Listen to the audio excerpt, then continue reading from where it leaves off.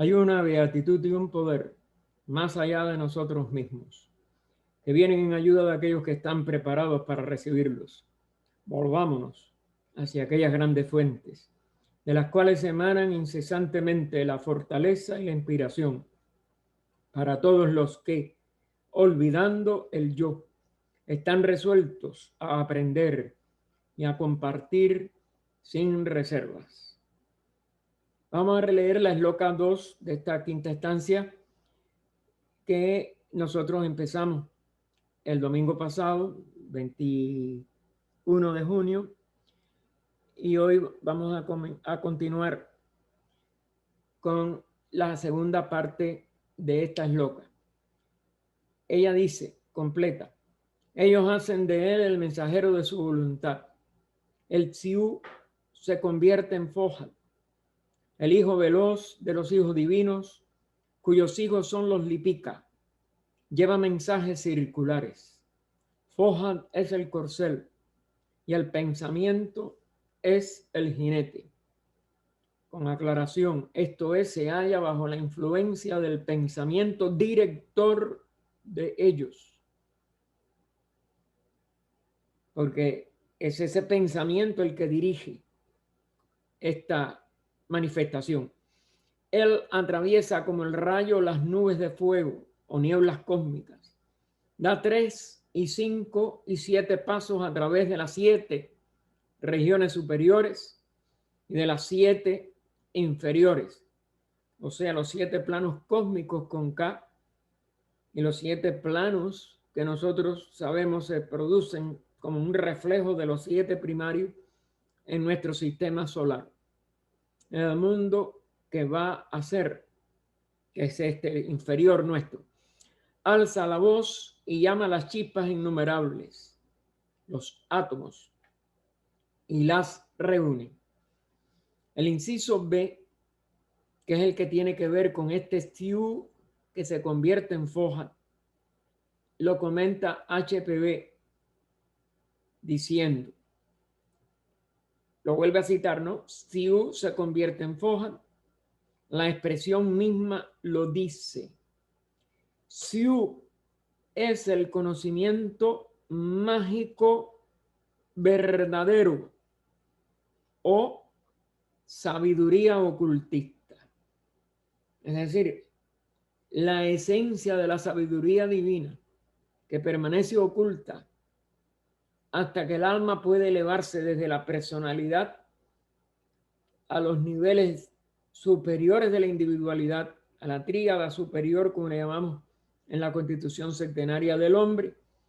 Y entonces el reflejo que ahora tenemos nosotros de acción, sensaciones que producen los deseos y mente que razona o comprende cosas materiales o al menos manifestadas en nuestra personalidad, aunque tengan alguna cierta sutileza, como pasa con ciertos conceptos matemáticos que son más abstractos.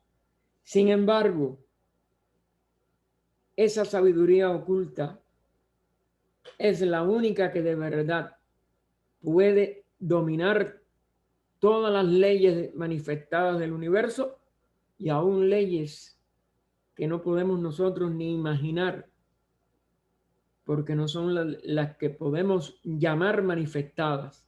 Y sin embargo, esas leyes vistas desde abajo como plural, pero que es la ley una, pues es la que puede mover todo lo manifestado. Y por eso esa sabiduría, que es la que llaman ese Siú en su aspecto más profundo, se convierte en la manifestación del espíritu que mueve todo lo material, que mueve todo el espacio, que hace aparecer ese espacio como diferenciado, aunque ese espacio sigue siendo la misma imperturbable unidad que es. Así que dice ella, Siú es el único conocimiento mágico verdadero o sabiduría oculta, la cual por tratar con verdades eternas, o más bien con la verdad eterna, aunque parezcan muchas verdades eternas desde lo manifestado, y con causas primarias o la causa sin causa primaria, se convierte casi en omnipotencia cuando se aplica rectamente. La comprensión de esta sabiduría es casi omnipotente. Ella pone casi porque indudablemente la totalidad de la omnipotencia y omnisciencia nada más que están en la seidad en su integridad y nunca en totalmente en los niveles de manifestación. Pero según el ser humano, que es el reino donde empieza el retorno de verdad al conocimiento de sí mismo, al conocimiento o el autodescubrimiento de quiénes somos, de dónde venimos, a dónde vamos, todo eso en los niveles superiores de la evolución humana se realizan total e irreversiblemente cuando se alcanza la jerarquía que está por encima del reino humano. Mientras somos un ser humano, esa sabiduría, una vez que el ser humano se pone en la actitud correcta de nada más descubrirse a sí mismo, que es lo que en lenguaje convencional del ocultismo se llama entrar en el sendero. El sendero no es nada afuera, es poder volcar toda la experiencia, todo lo que como personalidades hayamos ido aprendiendo a aplicarlo a su verdadero objetivo, conocernos a nosotros mismos. Retornar a la comprensión que solamente en nosotros mismos es y aparece en la manifestación, está el todo, es y estar aquí, que en español es el único idioma que tienen dos sutilezas de significados diferentes, se realiza en una totalidad. Y es cuando entonces se puede aplicar toda sabiduría rectamente. La cualidad de esta de rectitud, que es una de las que tiene que tener íntegramente desarrollado el ser que empieza a entrar en sí mismo. Lo tiene que hacer en base a una rectitud íntegra de su vida.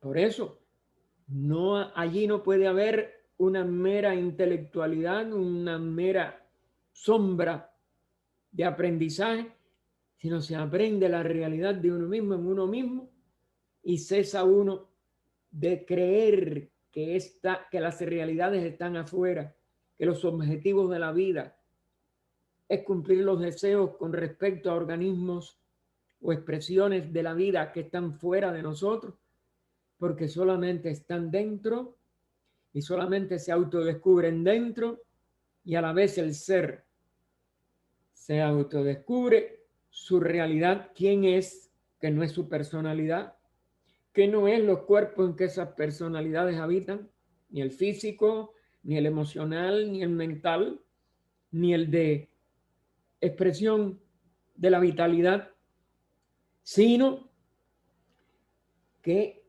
entra en esa sabiduría total, en ese Tsiu que manifestado en el universo aparece como foja. Y que, fíjense, como nos dice, empieza a expresarse en giros, en el sentido en que van todas las leyes del universo, por líneas oblicuas, tratando de llegar a la verdadera circunferencia, a la verdadera esfera, a todo lo que es el origen de la manifestación, que es lo que se llama el huevo del mundo, el sentido este de la unidad de todo lo manifestado como una gran expresión oval. Su antítesis, la antítesis de esta sabiduría es Tsiu Mi. El sufijo o sílaba que se añade a la palabra original Tsiu, que es sabiduría, Mi es aquello que se ocupa únicamente de ilusiones y de apariencias falsas. Es decir, como que la mayoría de nosotros estamos en nuestro nivel actual de desenvolvimiento humano, pensando que nuestras apariencias de vehículos, de entornos, de deseos, de objetivos que vamos acumulando como sabiduría de la mente, como conocimiento. La palabra sabiduría no debe de profanarse, como conocimiento que acumulamos en nuestro cerebro, en nuestras experiencias, etcétera. Todo eso es ilusión, es de apariencia falsa. No es la sabiduría divina, no es Tsiu, es Tsiumi. Como sucede con nuestras ciencias modernas exotéricas, nos alerta HPV. La ciencia cree que sabe mucho y los seres humanos compiten por obtener un premio Nobel o un gran premio o hacerse millonarios por un descubrimiento que aplican a cosas del mundo exterior, y nada de eso es sabiduría. Nada de eso es verdadera o la verdad, vamos a decir, o la realidad incorporada como conciencia de verdad. Es una ilusión, es una apariencia, y todo eso va a cesar en cuanto cese el poder ilusionante de esa etapa o de ese sentido de la manifestación. En este caso, Tsiu es la expresión de la sabiduría colectiva de los Dhyani Budas, el nombre que se le da en las líneas budistas a los señores de sabiduría.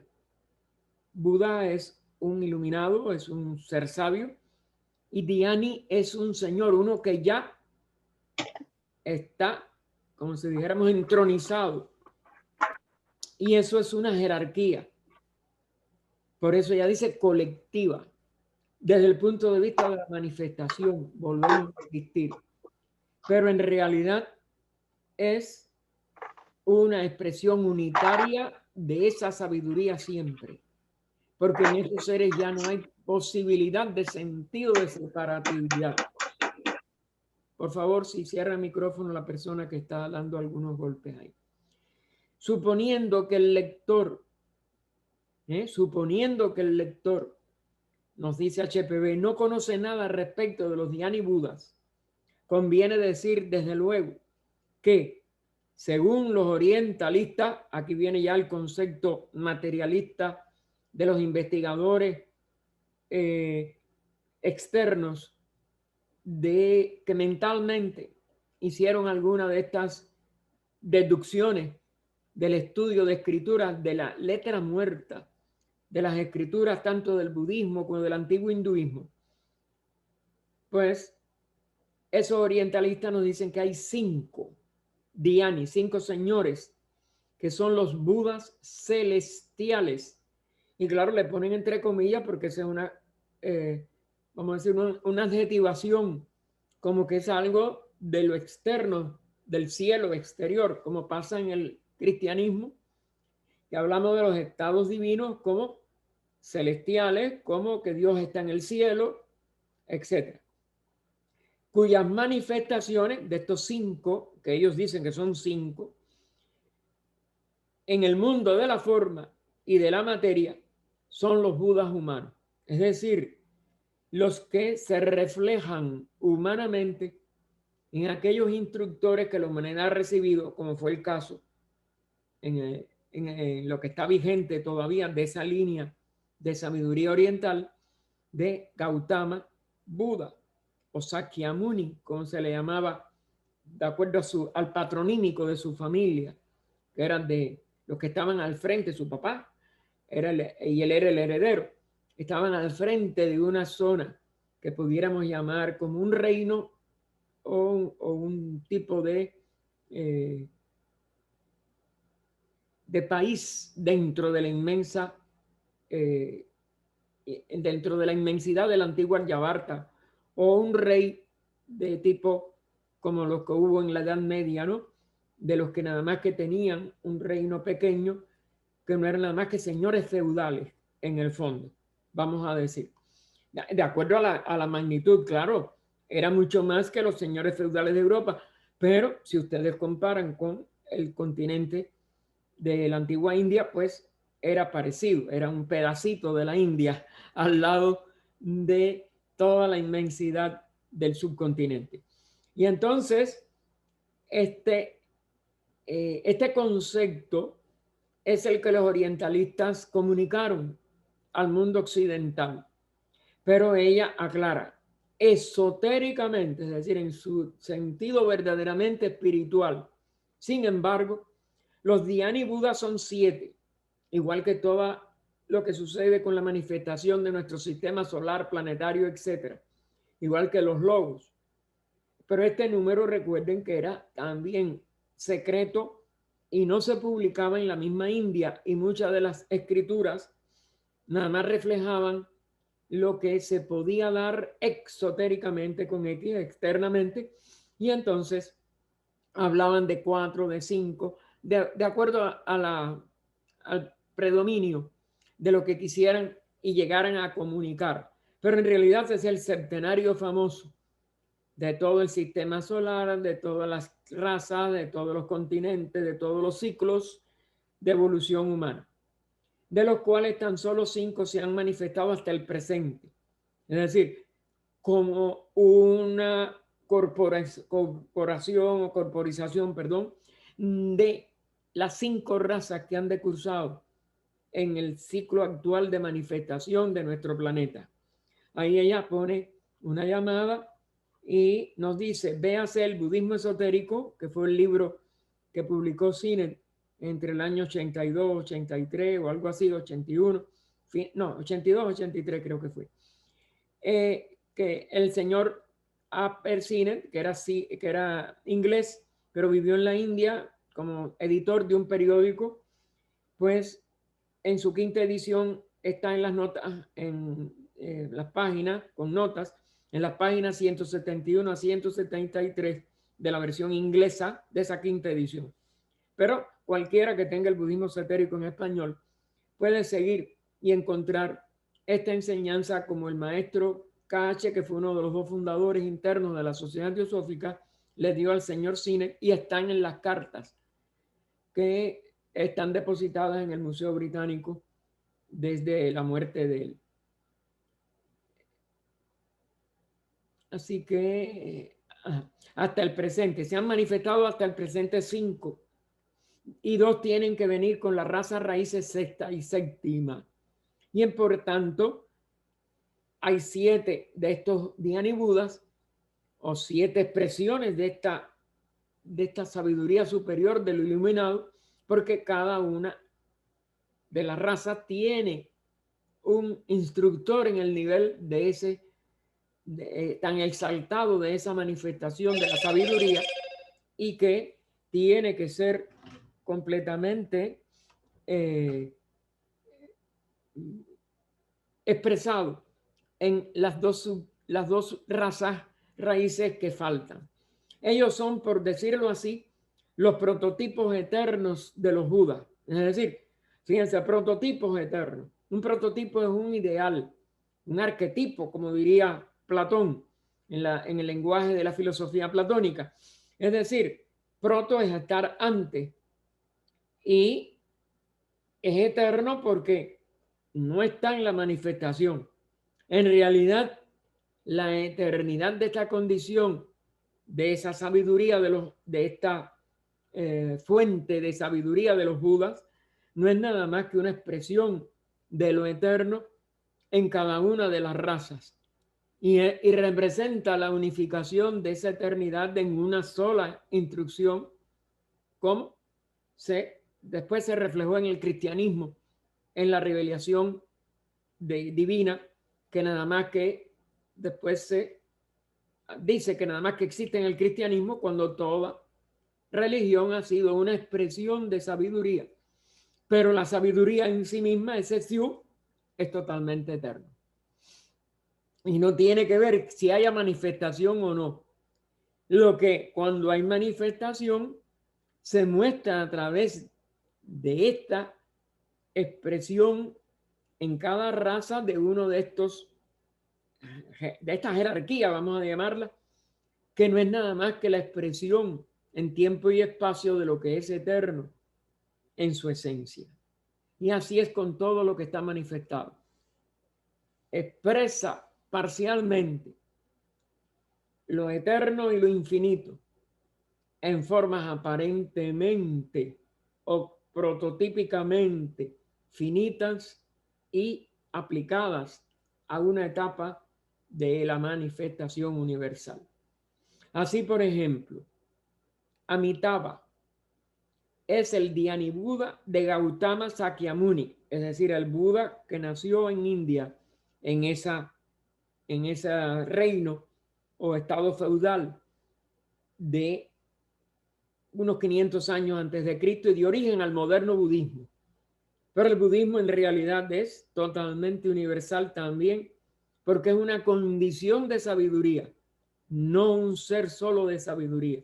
Como condición es eterna, como manifestación, pues tiene un aspecto superior, el de Amitabha, que es como el señor de sabiduría que inspira o que se manifiesta más bien en este Sakyamuni, en este Gautama, que dio origen a la moderna filosofía primero y religión ahora se le llama, del budismo, tanto tibetano como de la India, como de China, como de Japón, el Zen y tantas otras expresiones de esta sabiduría religiosa que inició en la parte temporal y física el Gautama Sakyamuni, que se manifiesta por medio de él siempre que esta gran alma encarna en la tierra, o más bien se manifiesta parcialmente como una encarnación, porque un cuerpo nunca va a mostrar esta realidad de la totalidad de esa alma o de la totalidad de esa sabiduría, pero que entonces en sucesivas, como dijéramos, sucesivos ecos de esa primera expresión de esa sabiduría a través del cuerpo de Gautama, se dice que reencarna o vuelve a encarnar como se le atribuye y lo hizo de acuerdo a esta tradición que HPB nos trae desde los maestros de la antigüedad de Tsongkhapa. Y en Tsongkhapa ella nos da también una llamada donde nos dice: el primero y más grande reformador que fundó los gorros amarillos o yelupas nació en Ando en el año 1355 de nuestra era. Gautama Sakyamuni había nacido 500 antes de Cristo y fue el avatara de Amitabha, es decir, de esta misma expresión del Dhyani Buda de Gautama, nombre celestial, ¿ven? O nombre celestial de Gautama Buda. Las diferencias son de nombre, las diferencias son de expresión de ese, como dijéramos, de esa sabiduría dada a la humanidad a través de distintos cuerpos, pero en una etapa son, como dijéramos, la expresión de esta quinta raza humana que hay sobre la tierra, que es la que tiene 5 sentidos. Nuestros sentidos llegarán a ser 7 cuando estemos en la séptima raza, y que le han dado estos impulsos a la espiritualidad y a la evolución espiritual de esta raza, como la darán después a la sexta, a la séptima, porque nunca la humanidad está huérfana. La humanidad siempre tiene verdadera paternidad espiritual a su alcance, con solo que el ser humano eleve sus ojos internos a su propia realidad, a su propio ser, y por ello pueda escanciar la sabiduría que siempre está, como si dijéramos, a disposición del ser humano que busca sinceramente quién soy, de dónde vengo, hacia dónde voy, y que aplica esa búsqueda al mejoramiento primero de sí mismo y a ayudar al mejoramiento de los demás. Como la síntesis de los 7 Dhyani Budas, porque los 7 hacen una síntesis de unidad, porque todo es uno, pero en su labor cíclica, en distintas etapas de la expresión manifestada de la divinidad sobre este planeta, los 7 son ese nombre que se da en algunas de las escrituras, tanto de la antigua India como de la India después budista, como de los países budistas que han, digo, los países del Oriente y aún de Occidente, que han ido bebiendo de esta sabiduría de Gautama y que colectivamente, junto con los 2 que faltan como Dhyani Budas, es decir, con los 2 de la jerarquía que completarán su manifestación en este periodo mundial, se les llama Avalokiteshvara. O Avalokiteshvara. Eso yo los nombres no los sé pronunciar. Pero bueno, fue el primer Buda, que entonces se dice que es la expresión del logos de nuestro sistema planetario, ¿no? Que sintetiza a los 7 y a su vez los 7 emanan de esta primera expresión, y por eso se dice que es el mismo verbo o el logos. Recuerden que la palabra griega logos es el verbo, que es en el Evangelio de San Juan, en el principio era el verbo era con Dios y el verbo era Dios. Pero muchos cristianos lo olvidan y entonces cuando hablamos de logos es que no creemos en Dios. Así, Amitabha, ese nombre vamos a decir, que en lo invisible expresa a Gautama Buda, es el Dios interno de Gautama, es decir, es la expresión interna como jerarquía de este gran instructor que floreció hace 2500 años, es decir, 500 años, desde 500 años antes de Cristo. Y es a quien en China llaman Amita. Es decir, nada más que dicen la palabra Amita, no Amitabha completa, pero que es nada más que un sobrenombre para ellos de Gautama Buda. Ellos son, como bien dice el profesor Rhys Davids, este fue uno de los orientalistas no materialistas que estudió el budismo y tradujo muchos de los antiguos textos de esta filosofía que después, repito, se le llama religión, pero que en sí fue en la vida de Gautama nada más que la síntesis de sus enseñanzas. Después fue que se establecieron las monjes, los distintos características de una religión. Y ahora ella pone, citando al profesor Rhys David, por eso lo pone entre comillas, los gloriosos contraparte, pero fíjense cómo lo pone, los en un sentido de que procede de una apariencia de pluralidad, pero contraparte como singular en el mundo místico, porque en el mundo místico ellos todos son uno. Y es ese Amita y es esa Avalokiteshvara, y todos son uno, porque todo nunca sale de la unidad. Y esto es lo que ustedes se tienen que ir acostumbrando con esta obra para no olvidarlo. Es la gloriosa contraparte o los gloriosos contraparte, pero como singular, en el mundo místico, en el mundo de unidad, libres de las condiciones degradantes de esta vida material.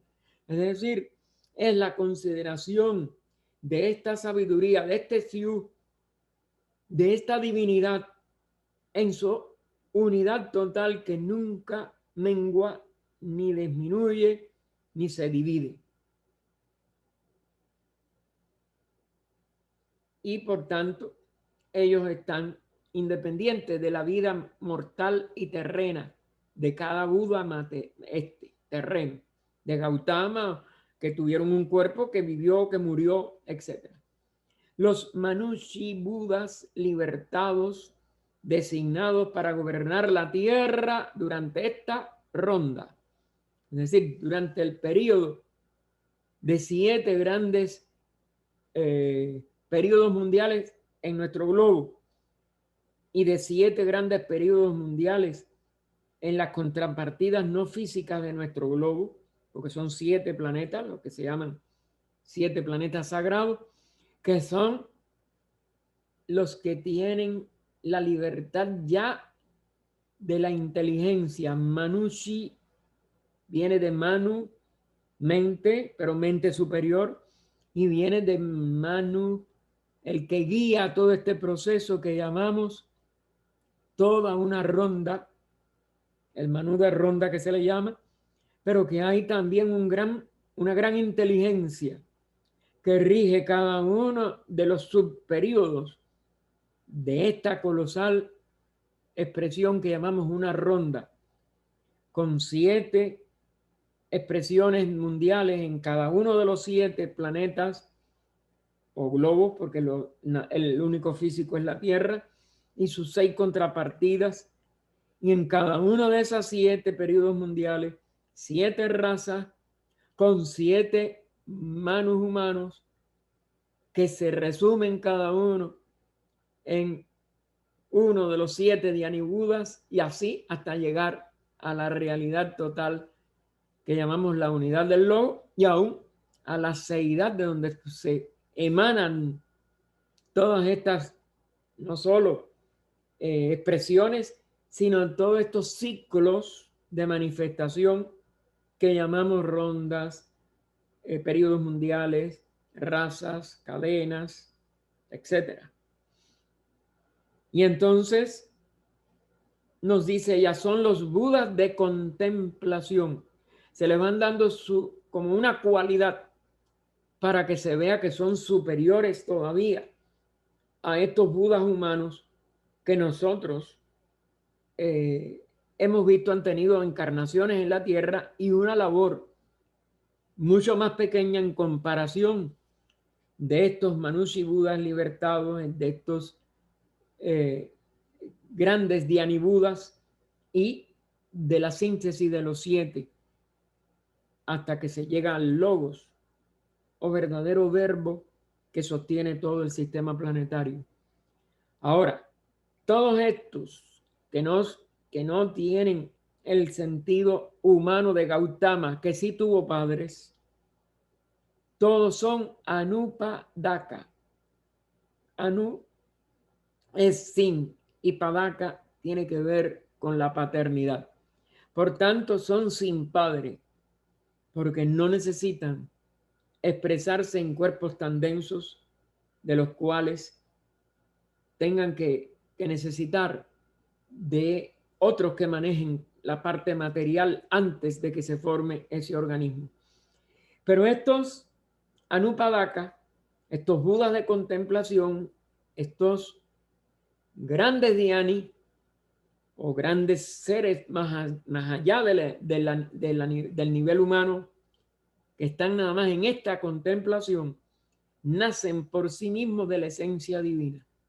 Es decir, surgen de la esencia una, de la seidad, por sí mismo, por la enorme evolución que los separa aún de un Buda humano, siendo tan egregios y tan evolucionados como estos grandes seres han sido, todos los que han pertenecido uno a cada una de las 5 razas hasta ahora, y los 2 que faltan, pues faltan 2 Budas humanos, y por tanto completarán los 7 de los Dhyani Budas de esta ronda, de este periodo mundial, perdón, que después se unirán a 7 en cada uno de los globos para la ronda completa. Y así es una progresión de aparentes multiplicidades, pero con la conciencia que tienen ya todos ellos de la unidad del todo. Pero esa unidad ya total no es un ser, sino el origen de todos los seres, el destino de todos los seres y la esencia fundamental de donde surgen los seres y a donde regresan los seres, que en el budismo se le llama el paranirvana o paranispanna en, en el idioma que más se usó en el budismo, que es el Pali, un derivado del sánscrito. Paranispanna es ya lo que es paranirvana en el sánscrito.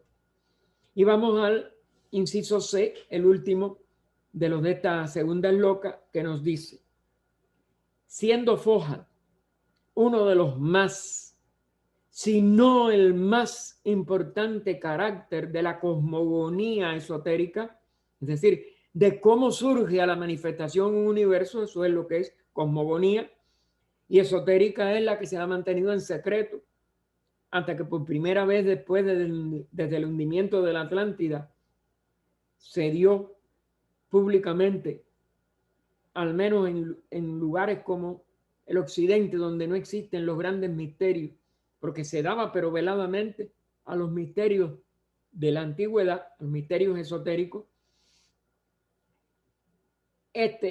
Fohan es lo más importante de la formación del universo. ¿Por qué? Porque es como si dijéramos el primer rayo del espíritu, que lo vimos ya en la esloka y en las estancias anteriores.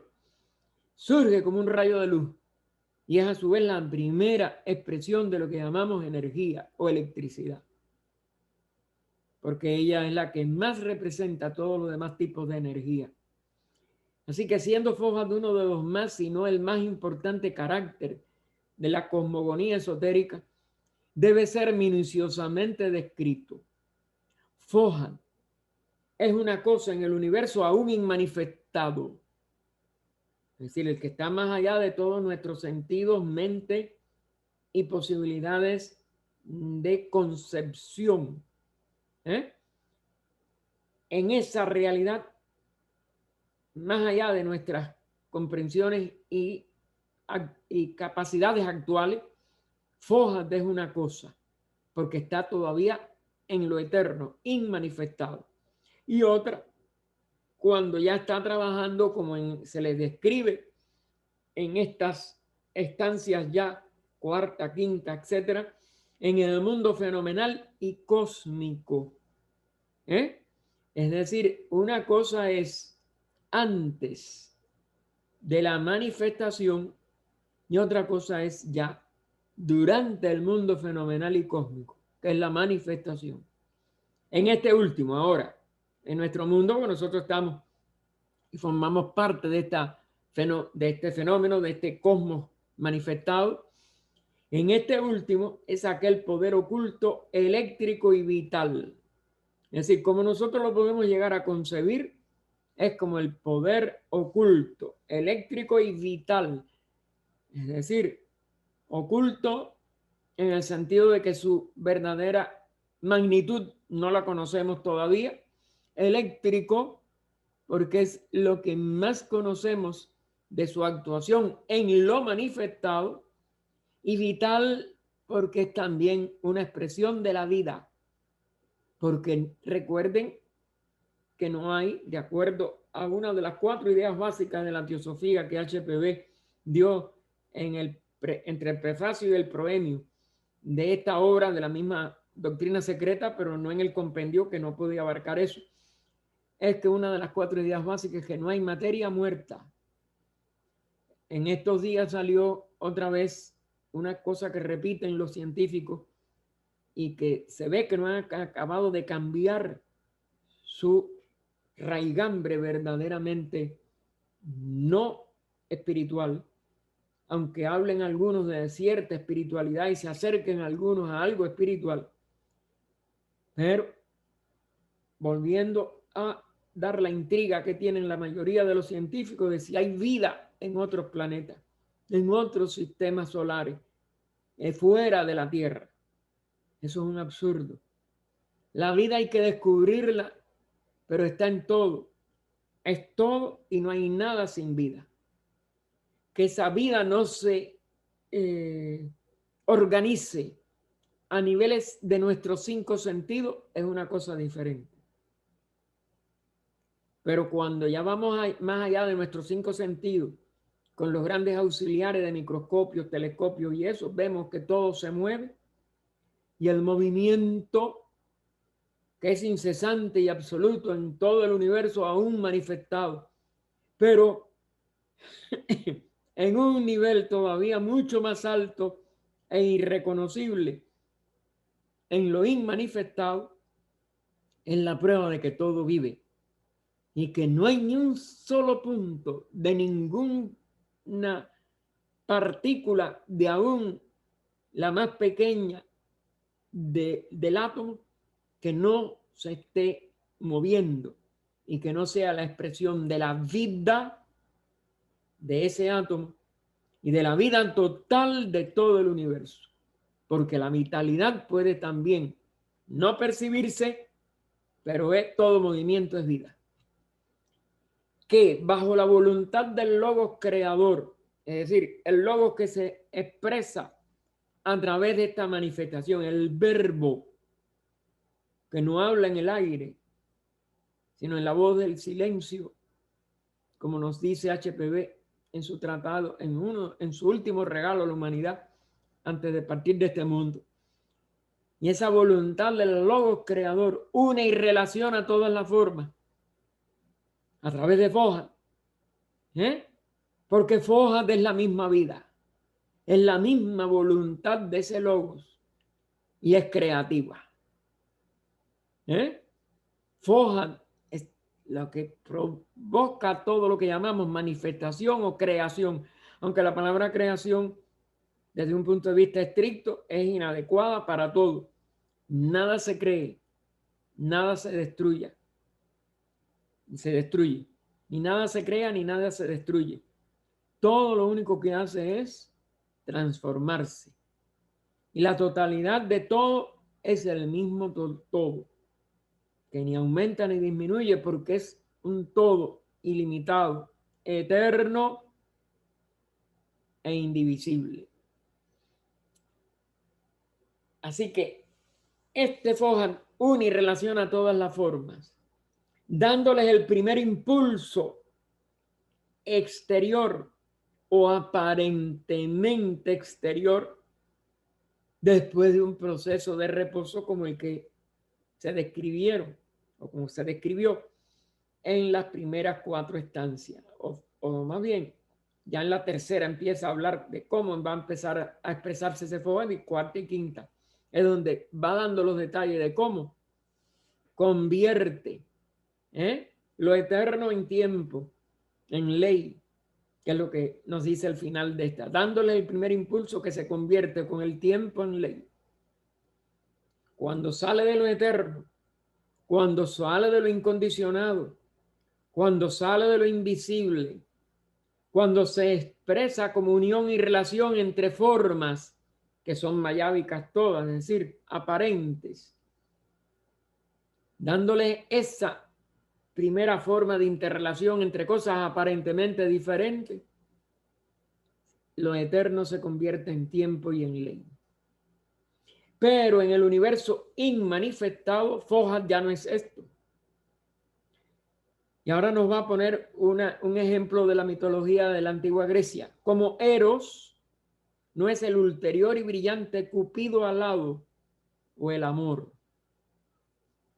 Eros representa esa, como si dijéramos, unidad de donde surge la manifestación aparentemente múltiple.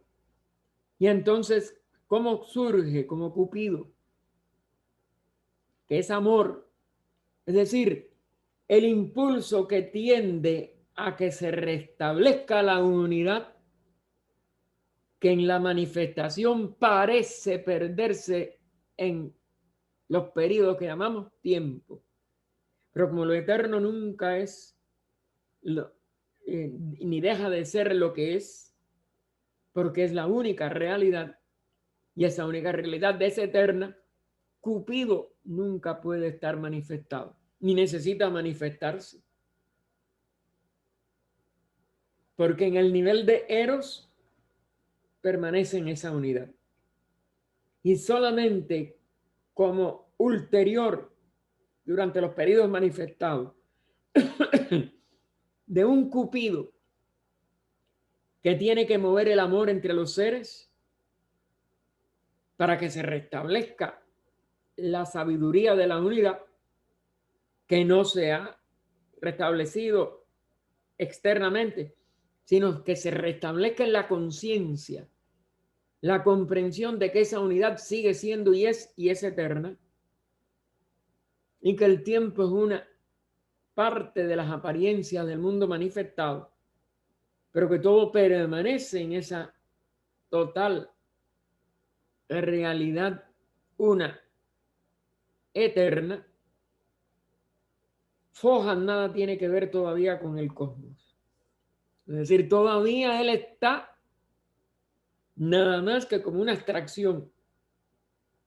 Cuando Fojas empiece a hacer toda esa aparente diferenciación y por tanto aparezca una diferenciación que necesite ser restablecida a través de Cupido, a través del amor que nos demuestre que otra vez la unidad sigue siendo lo que es.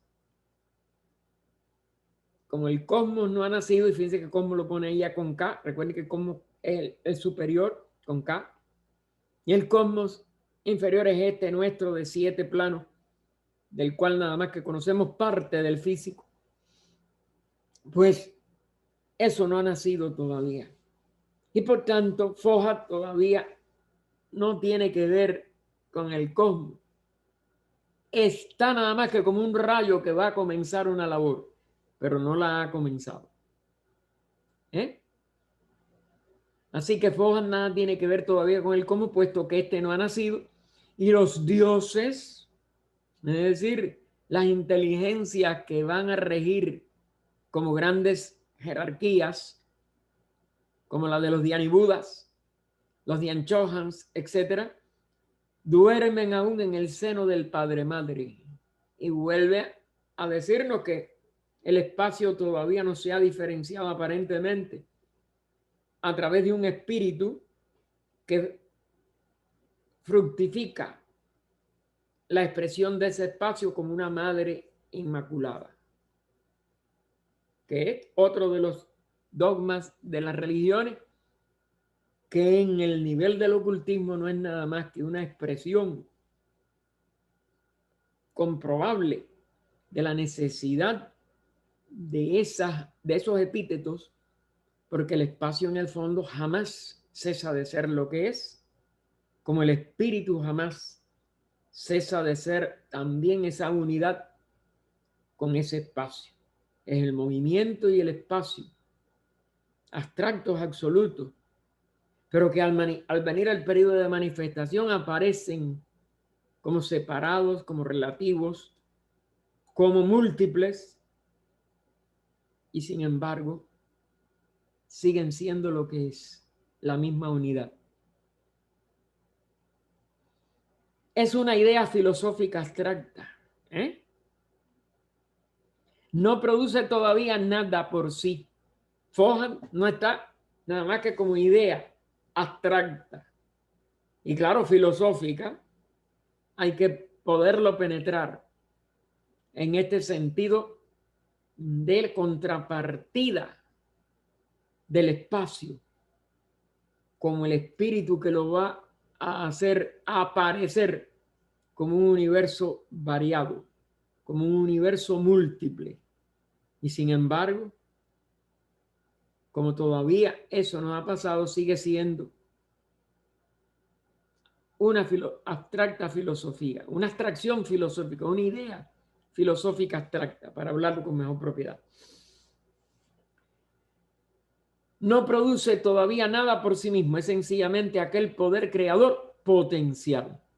Es decir, en el momento en que actúe sobre ese espacio, va a transformar ese espacio inmaculado, incoloro, que no aparece como algo externo, que está en la inmensidad de la eternidad, como un espacio objetivo, con nebulosas primero, sistemas solares y las inteligencias que lo rigen, que son sus dioses, en plural, porque cada vez que hay una determinada expresión, podemos decir que está regida por un dios o por una jerarquía de dioses, si nos queremos usar en la forma plural de esa unidad de expresión del espíritu en el espacio, como un reflejo que le sirve el espacio de sí mismo,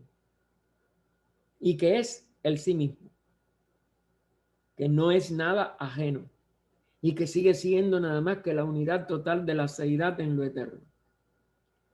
No produce todavía nada, Foja, por sí mismo. Es sencillamente aquel poder creador potencial en virtud de cuya acción el noúmeno de todos los fenómenos futuros se divide. Los fenómenos son los que se dividen. El noúmeno sigue siendo la misma unidad. Y entonces dice, se divide por decirlo así, pero no se divide. Solo para reunirse en un acto místico suprasensible y emitir el rayo creador. Es decir, lo que va a funcionar como la inteligencia del espíritu para proyectar en el espacio las sombras de todo un universo. Universo, lo uno que aparece como diverso.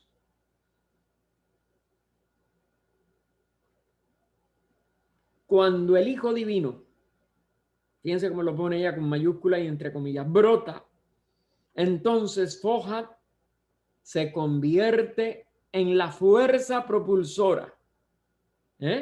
Cuando el Hijo Divino brota, el Hijo no es nada más que la primera expresión de la unión de ese espíritu con esa pantalla o expresión que llamamos espacio, que es la expresión de la misma realidad, pero que aparece como diferente a la fuerza rectora e inteligente del espíritu.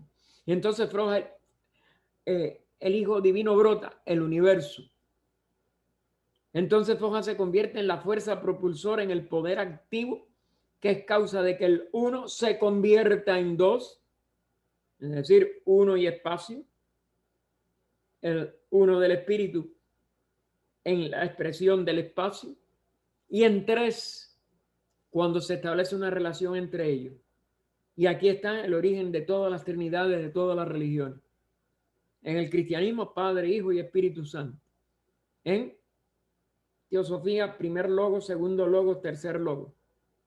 En el hinduismo, Brahma, Vishnu, Shiva. Y eso, nada más que tres, es en el plano cósmico de la manifestación. No antes. El triple uno se diferencia en los muchos.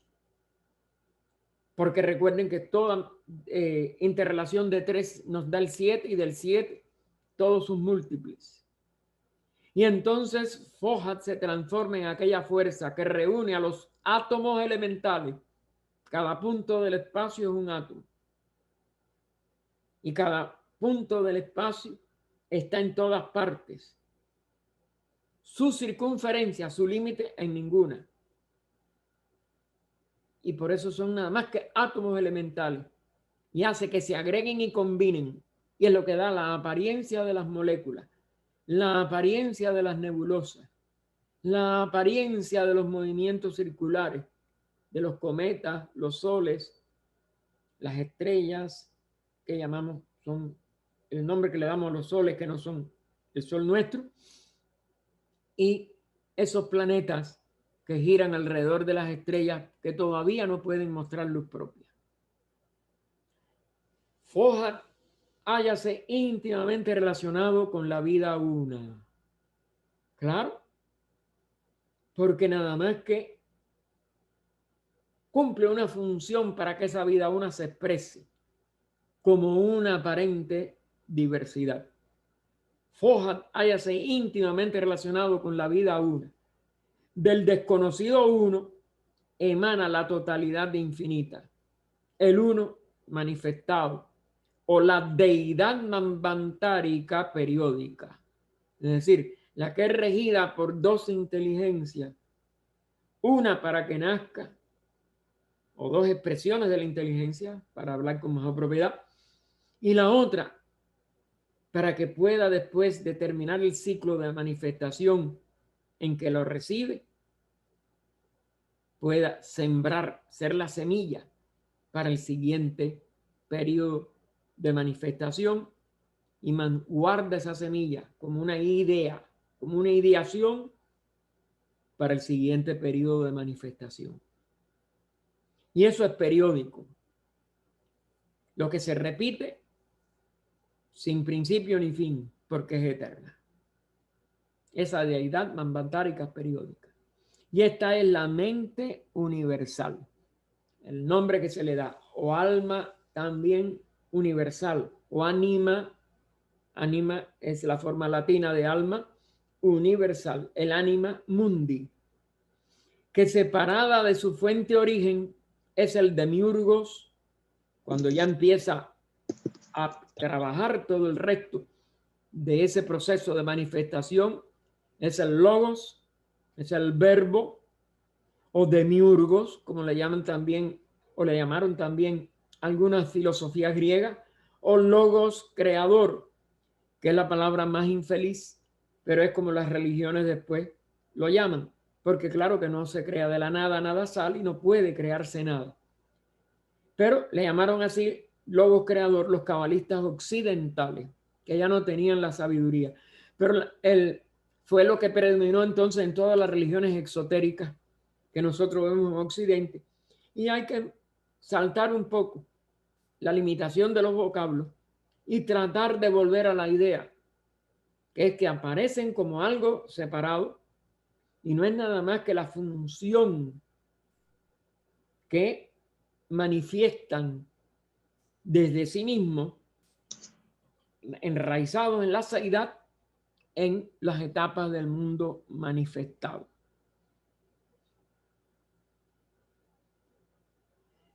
Bueno, esos son de los caballitos. Y el Brahma, que es ya, o Brahma, de los orientales de la antigua India, que después fue o llegó a ser la religión hinduista, pero que primero también fue el resultado de grandes rishis o grandes instructores que tuvo la humanidad en las primeras etapas de lo que es la gran civilización que fue la India. Así que es la mente universal que, separada de su fuente de origen, es el demiurgo o logo creador de los cabalistas occidentales y el Brahma de 4 caras de la religión hindú. Otra referencia a los 4 puntos cardinales, a toda una serie de direcciones de expresión de esta divinidad. En su totalidad y considerado en la doctrina esotérica, desde el punto de vista del pensamiento divino manifestado, representa a las huestes de los más elevados Dhyanchohanas creadores, es decir, los grandes seres que en el nivel de instrucción llamamos Amitabha Budas o Budas divinos, que también son expresiones de este mismo nivel de regencia, de poder, de capacidad directora de los Dhyanchohan del hinduismo. Simultáneamente con la evolución de la mente universal, la sabiduría oculta de Adi primero, Buda, el uno supremo y eterno, se manifiesta como Avalokiteshvara, lo que habíamos dicho, o Isvara manifestado. Avalokiteshvara es ya una designación hinduista también y es de la raíz Isvara, que es una conciencia rectora manifestada, que es el Osiris de los egipcios, el Ahura Mazda de los zoroastrianos, el hombre celeste de los filósofos herméticos, el Logos de los platónicos y el Atman de los vedantinos. Véase Subhara Rao, que fue un miembro vedantino de la Sociedad Teosófica, que parece identificarlo con el Logos y lo llama así. Véanse sus 4 conferencias sobre el Bhagavad Gita, publicadas en la revista oficial de la Sociedad, fundada en 1879 por los fundadores Olcott y Blavatsky, el volumen 9.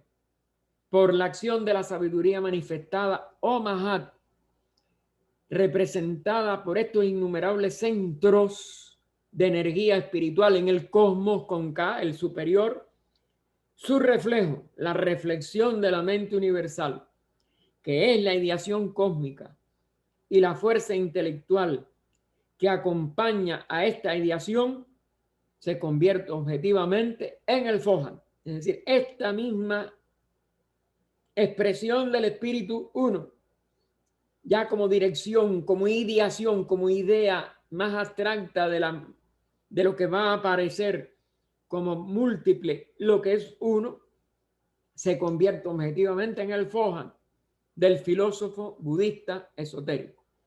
Fohan, corriendo a lo largo de los 7 principios de la casa, que son la primera diferenciación del espacio, actúa sobre la sustancia manifestada o el elemento único, como se ha dicho antes, y diferenciándolo en varios centros de energía, pone en movimiento la ley de evolución cósmica, la cual, en obediencia a la ideación de la mente universal, trae a la existencia todos los diversos estados del ser en el sistema solar manifestado.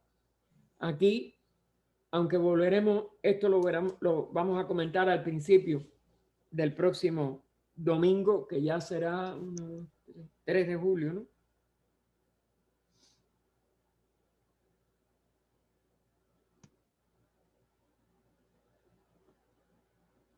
La página 110. Primera, volveremos a leer esto porque esto es muy abstracto. Sí, será 4 de julio, me parece. 1, 2, 3. Ah, sí, 4. Ok, gracias, por favor. Ok. Oh poderes del amor, os prometemos nuestra fidelidad, sabiendo que solo el amor puede redimir al mundo. Invocamos vuestra bendición sobre todos los que se esfuerzan por serviros. Invocamos vuestra bendición sobre todos aquellos que están soportando sufrimiento, para que puedan descubrir en su interno vuestro amor, aún en medio de su angustia. Vuestra bendición invocamos sobre todos aquellos que están infligiendo sufrimiento, para que en medio de su dolor puedan percibir que vuestro amor los envuelve en medio de su angustia. Oh vida oculta que vibras en cada átomo, oh luz oculta que brillas en cada criatura, oh amor oculto que todo lo abarcas en la unidad de cada ser que se sienta uno contigo, sepa que por lo tanto es también uno con todos los demás. Paz, paz, paz a todos los seres. Gracias, hermanos. Si alguna pregunta quisieran ahora.